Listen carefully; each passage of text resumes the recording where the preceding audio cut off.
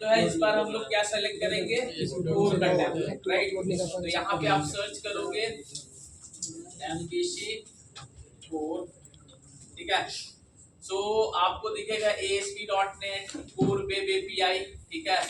ASP.NET core web app model view controller, right. ये वाला दोस्त जूम तो उससे होगा, बाकी ऐसे तो नहीं होगा। क्या नाम है उसका, मैग्नीफायर आगे बिठा दो, ठीक है। ये वाला तुम्हें टेम्पलेट जो है वो करना है, ASP.NET core web app model view controller, right.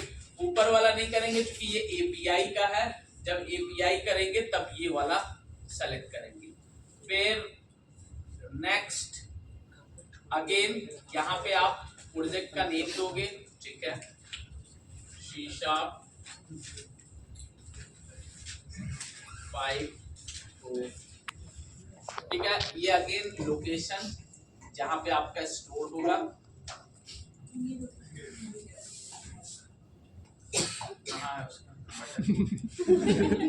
Next, ठीक है। यहाँ पे देखो ये जो है अब .NET 6, right, long term support. .NET 7 अभी आप यूज नहीं करना, इसका सिर्फ बीटा वर्जन है, it's not complete production version.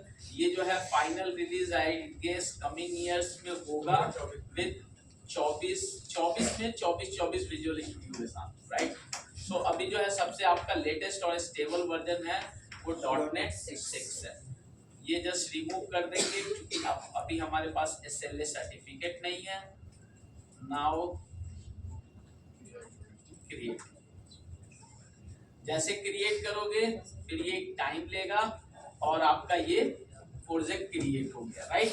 इसमें जो है आप देखोगे again solution collection of project, आप देख रहे हो वन ऑफ वन प्रोजेक्ट्स आपका कलेक्शन ऑफ आइटम, उसके अंदर आपके फोल्डर्स, आपके जो है CSS, JS, static file, dynamic file, सारे ऐप सेटिंग। अब जो है इसके जस्ट हमने क्रिएट किया और सिंपली इसे रन करते हैं कि आपका जो है इसका लुक एंड फील जो है कैसा दिख रहा है। सो अब इसको बंद करते हैं।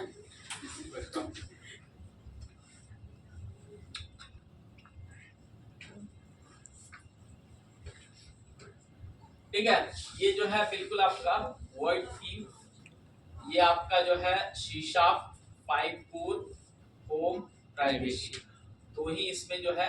और ये जो आपका जो वहां पे इंडेक्स पेज था उसका ये आपका index welcome learn about building web app, ये आपका ये आपका फूटर, और ये जो है आपका हेडर। उसमें जो है आपका ब्लैक था, नीचे व्हाइट, इसमें जो है आपका बिल्कुल व्हाइट थीम, राइट। अब अगर चले folder structures, almost folder structure इसमें जो है सब में सेम ही है आपका ये मॉडल व्यू कंट्रोलर, राइट। अब जो इसमें डिफरेंट जो आपके हैं, पहला डिफरेंट एक जो है ये आपका www रूट, ठीक है, ये है। फिर आप जो अब देखोगे अगेन इसमें जो है आपके इस तरह से आप ऐड करते हो रेफरेंस, तो इस तरह का दिखता है। प्रॉपर्टीज ये जो है आप जैसे लॉन्च करते हो, जब हमारे पास ये लॉन्च हुआ था तो अभी आप देख रहे हो 5079 इसमें दिख रहा है, 5079 जो वहां पे हम लोग क्या राइट क्लिक करके प्रॉपर्टीज में जाते थे। अब जो है सबसे मेन जो है ये आपका www रूट, यानी कि वहां पे जो हमारे पास था क्या नाम है MVC में दो अलग अलग फोल्डर थे। पहला जो आपका फोल्डर था कंटेंट नाम का, इसमें आपका इसमें जो है आपका एक स्क्रिप्ट नाम का था जिसके अंदर JS, इसको जो है इन्होंने क्या करा है कि एक ही www रूट फाइल के अंदर रख दिया है जितने भी आपके CSS JS है, राइट। इसका रीजन क्यों रखा है वो अभी बताएंगे थोड़ी देर में। अब जो है इसमें सेम कंट्रोलर अगर आप देखोगे वही सारी चीजें कंट्रोलर, ठीक है, मॉडल सेम ही चीज जो आपने व्यू सेम ही चीज, राइट। अब व्यू में आप देखोगे तो यहाँ पे जो एक कॉन्सेप्ट हमने पढ़ा था बंडल का, राइट, और मिनिफिकेशन तो बाय डिफॉल्ट काम करता है, बट बंडल का कॉन्सेप्ट यहाँ पे नहीं। यहाँ पे अगर आप देखोगे जो आपका लेआउट पेज है शेयर्ड के अंदर, ठीक है, जो भी आपके स्टाइल शीट्स देखो ऐसे कॉलम है, वहां पे हम लोग क्या कर रहे थे, @render.script करके और वो बंडल का नाम दे रहे थे। यहाँ पे जो है आपका सिंपली जस्ट ड्रैग, वहां से ड्रैग कर दोगे वो तुम्हारा फाइल का स्ट्रक्चर बन जाएगा, जैसे वहां पे नॉर्मली कर रहे हैं। यहाँ पे जो है अब जो नया चीज जो इसमें देखने को पहला मिल रहा होगा, आप देखोगे दिस इज ASP, राइट। यहाँ पे आप देख रहे हो ना ASP दिख रहा है, राइट। इसके बाद से कॉमन सब में जो है वो है ASP, यानी कि इस ASP को माइक्रोसॉफ्ट का tag helper, right, ASP tag helper.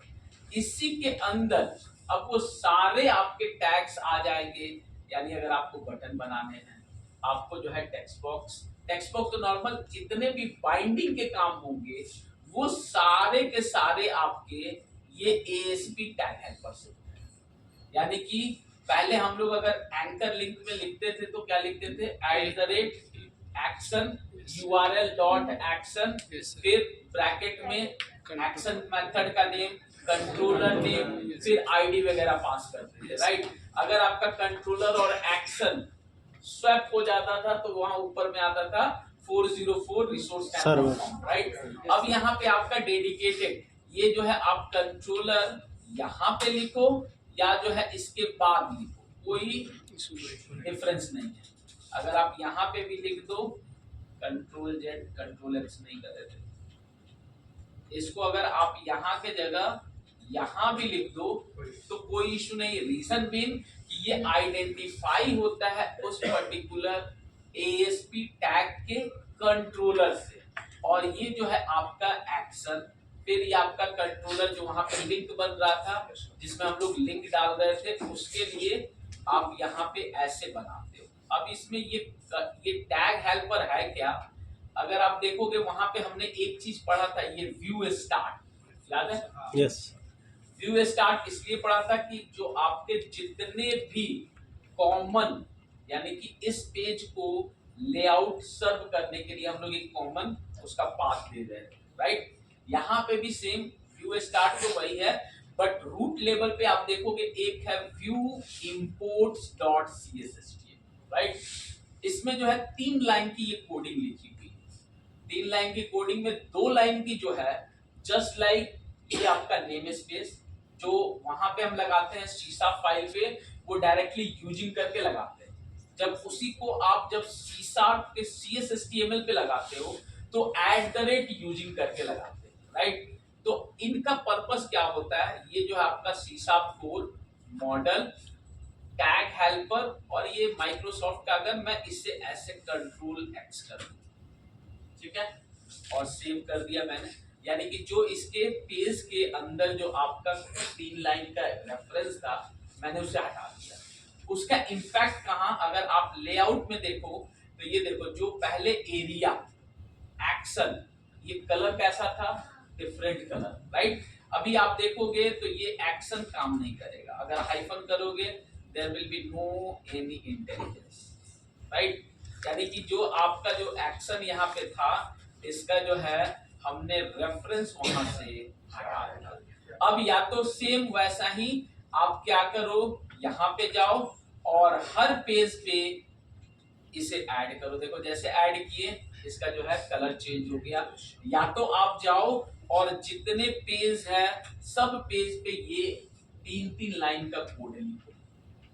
अगर आपको यूज करना है क्या, टैग हेल्पर जो आपका माइक्रोसॉफ्ट का, या आपका कॉमन, आपको वर्ड की जरूरत नहीं है कि ये जो है मेरा टैग हेल्पर इस पेज पे उसका रेफरेंस है कि नहीं, तो बेस्ट है कि यहाँ से हटा दो, आप जो है लेआउट से हटा दो, और सिंपल जो ये आपका फाइल था ये जो है आपका यहाँ पे रहेगा। यानी कि जितने भी आपके व्यू सर्व करेंगे इस फोल्डर के अंदर सब में बाय डिफॉल्ट ये पेज इनहेरिट होगा, जस्ट लाइक कि आपका लेआउट की तरह।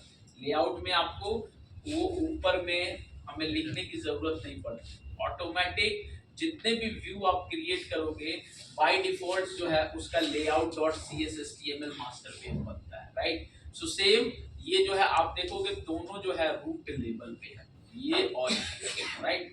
तो ये जो सेम व्यू स्टार्ट का मतलब लेआउट सर्व करना कॉमन, इसका मतलब हर पेज पे जो आपका ASP का टैग हेल्पर है उसे कॉमनली सर्व करा, राइट। अब जो है बाकी जो आप पेज है सब सेम है। एक पेज ये देखोगे आपको एक्स्ट्रा दिखेगा, that is validation script dot partial, right. एक पार्शियल का कॉन्सेप्ट मैंने बताया था, partial page, partial class, right. Partial page क्या होता है कि आप एक पेज के अंदर मल्टीपल पार्शियल पेज जो है कॉल कर सकते हो, राइट। उसका रीजन क्यों कॉल करते हैं, अगर कोई लेट्स सपोज लेफ्ट मेन्यू है, राइट, या ऊपर का मेन्यू, राइट मेन्यू, राइट, तो दो तरीके, हर पेज पे हमें वो 4 लाइन का जो है एंकर लिंक बताओ, राइट, या एक पार्शियल पेज बना दो और वो पार्शियल पेज हर पेज पे कॉल कर लो, राइट। दोनों में अगर आप देखोगे एफिशिएंट वे, अगर लेट सपोज आपने जो है एक बनाया कॉन्टैक्ट, आपने अबाउट और लेट सपोज होम, प्राइवेसी, 4, अगर फॉर एग्जांपल आपने इसको 10 पेज पे वो एंकर लिंक लगा दिया, copy paste copy paste copy paste, कल को कोई बोलेगा कि मुझे कॉन्टैक्ट की जगह कॉन्टैक्ट अस चाहिए, अबाउट में अबाउट एस चाहिए, राइट। अब क्या होगा कि अगेन आप वो 10 पेज पे जाओगे, ऑल्दो माइनर चेंज है, क्या सिर्फ स्पेलिंग मिस्टेक, 10 पेजेस पे आप चेंज करोगे, ये भी चांसेस है कि 9 पे हो गया, एक मिस्टेक से रह गया, राइट। यानी कि उस पेज पे स्टिल कॉन्टैक्ट की जगह कॉन्टैक्ट अस की जगह कॉन्टैक्ट दिखेगा, राइट। बट पार्शियल का कॉन्सेप्ट क्या कहता है कि आप उस 4 एंकर को एक पार्शियल में रखिए और सारे पेज पे @पार्शियल करके कॉल कर दिए।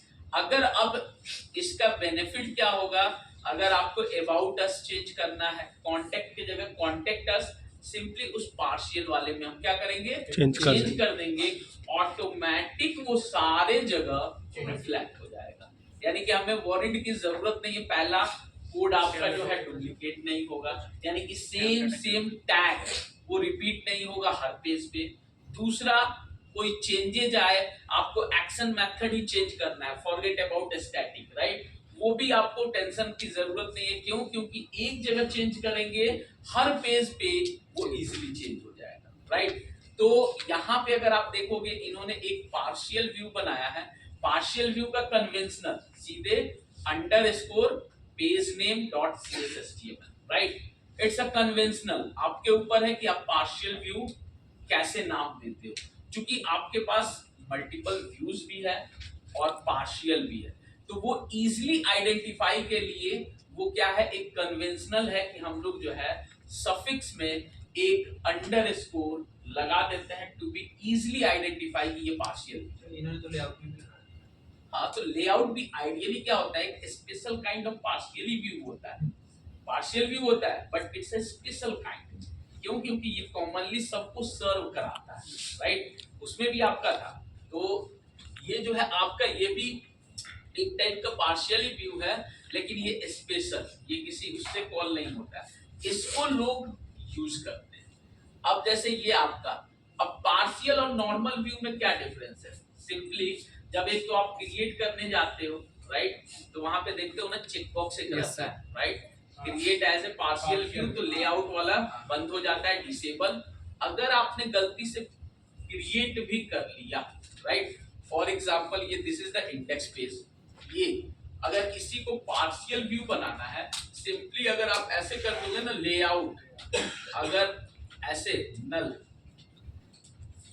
तो ये भी आपका जो है ना it's treat as partial layout में आगे और सर ये अगर उस वाले लेआउट में का वो कुछ भी नहीं चलेगा ना इस पेज पे, राइट। अगर आप देखोगे जैसे मैंने उसका लेआउट नल कर दिया, अगर आप देखोगे तो ऐसा दिख रहा है, यानी कि जो उसका हेडर फुटर वो गायब हो गया, सिंपली इस पेज पे वही कंटेंट है जो इस पेज पे मैंने लिखा, राइट। तो दो तरीका है, या तो उसको जो है वो क्या नाम है ऑटोमेटिक वहां क्रिएट के टाइप बना लो, या अगर गलती से आपने बना भी दिया है तो ऐसा वॉलिड की जरूरत नहीं। अगर आपने explicit layout equals to null लिख दिया, it automatically become as a partial, right. इस पेज को आप किसी भी जगह फिर आप कॉल करा सकते हो, there will be no issue. क्यों? क्योंकि इस पे लेआउट हट गया है। अब जो है इस पे वही चीज लिखा हुआ है इंडेक्स पे जो आपने यहाँ पे लिखा हुआ है, क्या इन लाइन का ये वाली चीज, दैट्स इट। अब ये चीज आपको जहां मन करे वहां पे जो है इजीली शो कर सकते हो आपके, बट हाँ जी यार। तो ये जो है आपके व्यूज हो गए। अब जो है वहां पे एक आपका फाइल होता था वो वेब कॉन्फ़िग, राइट। यानी कि जब आपने कभी अगर ध्यान दिया होगा, जब हम लोग डेटा फर्स्ट अप्रोच किए थे, तो वो जो आपका इंटरनली वेब कॉन्फ़िग के अंदर एक कनेक्शन स्ट्रिंग नाम की चीज वो अपने आप ऐड कर देता है, राइट। हम लोग की वॉलेट की जरूरत नहीं, वो अपने आप जिस भी आप सोर्स से उससे कनेक्ट करते थे वो अपने आप क्या कर देता था, उसका ऐड। अगर आप देखोगे तो उसमें बहुत लंबा चौड़ा एक नाम होता था जिसमें आपका source, database, security, integrity, true, फलाना ढिमकाना, राइट। बहुत एक लंबा चौड़ा नाम, राइट। अब वो जो है आपका कोर में कॉन्फ़िग फाइल नाम की कोई चीज नहीं। कॉन्फ़िग फाइल कैसी थी?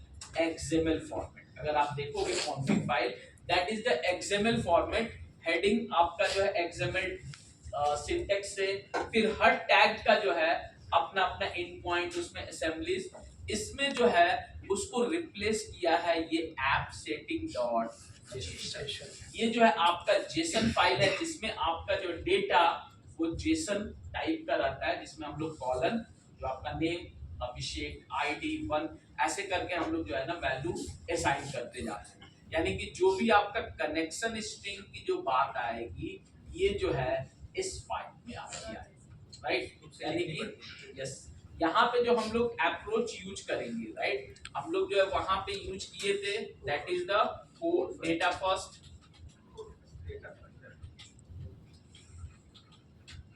MVC में। अब यूज करेंगे हम लोग कोड फर्स्ट अप्रोच, राइट। यहाँ पे जो डिमांड्स है, यानी कि फ्लोर पे जब आप जाओगे जो ट्रेनिंग के टाइम में व्हाटएवर प्रोजेक्ट्स, तो प्रोजेक्ट के डिमांड्स के ऊपर डिपेंड करता है, बट यस इनिशियल जब जाओगे ये अप्रोच यूज होता है, code first approach with core .NET 6 जो आपका यूज होगा।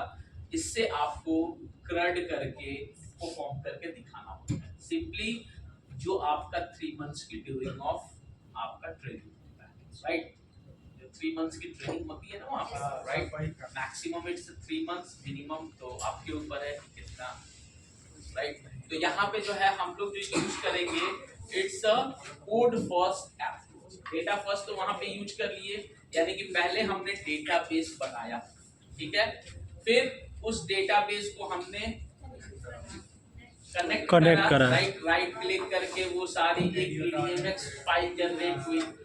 यहाँ पे पहले कोड पहले हम लोग कोड करेंगे, वहां पे पहले हमने डेटाबेस बनाया, यहाँ पे हम लोग पहले कोड, यानी कि जो आपका मॉडल है, राइट। वहां पे देखोगे जब जनरेट कर रहे हैं पार्शियल EDMX था, जो आपका डेटाबेस इट्स फाइनली क्लास, उसके अंदर जो आपके टेबल्स थे वो आपके DB सेट्स में बन जाते थे, और वो प्रॉपर्टीज क्रिएट कर देता था इंटरनली। अगर वहां इंट है तो इंट, अगर वो वैर था तो स्ट्रिंग, डेट टाइप उसके अकॉर्डिंग वो आपका क्रिएट कर देता था, राइट।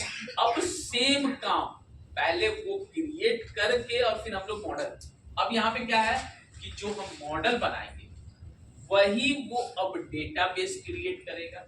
डेटाबेस का नाम हम देंगे, मॉडल का नाम जो आपका रहेगा वही वहां पे टेबल का नेम है, राइट। जैसे आपने एम्प्लॉय बनाया तो वहां पे टेबल नेम एम्प्लॉय, डेटाबेस में जो आपने अगर आईडी लिया तो एक आईडी हो जाएगा।